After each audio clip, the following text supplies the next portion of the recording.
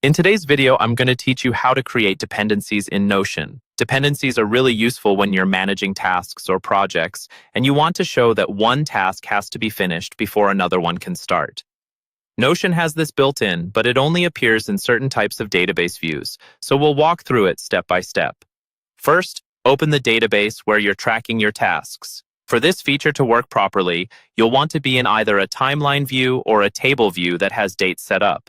If you're not already in a timeline view, you can switch to one using the view switcher at the top of the database. Once you're in the right view, look at the top right corner of the database. You'll see a menu for view options. Click on that to open the settings for this specific view. Inside that menu, look for the option labeled More Settings. Go ahead and click on it. This is where Notion keeps some of the more advanced configuration options for your database view. In the More Settings panel, you'll see an option called Dependencies.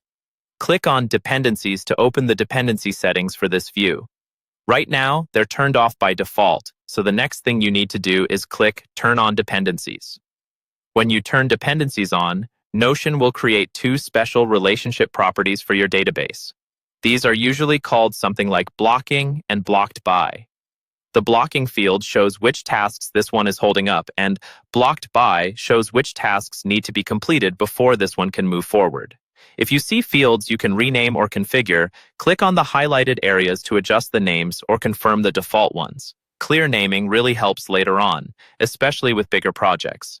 Now that dependencies are enabled, you can start using them directly in your tasks. Open a task in your database and look for the new dependency properties that were added.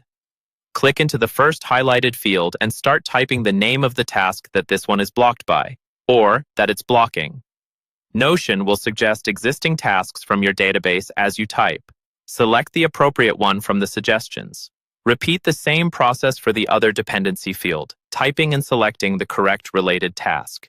Once you've set these up, you'll see visual links between tasks in your timeline view, and Notion can automatically adjust dates when a blocking task gets delayed, helping you keep your project schedule accurate with much less manual work.